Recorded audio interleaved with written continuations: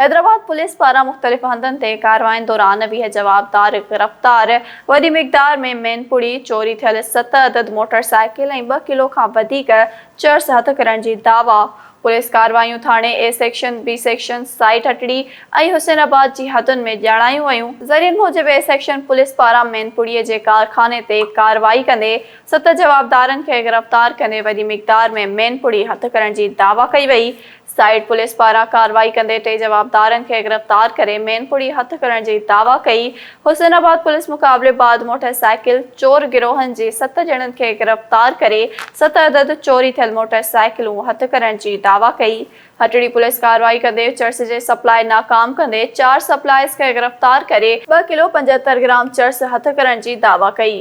Hyderabad police गिरफ़्तार जवाबदारनि जे कब्ज़े मां हथायल मंशियात ऐं मोटरसाइकिलूं पंहिंजी तहवील में वठी जवाबदारनि ख़िलाफ़ ॼाणायल थाणनि ते केस दाख़िल करे वरिता।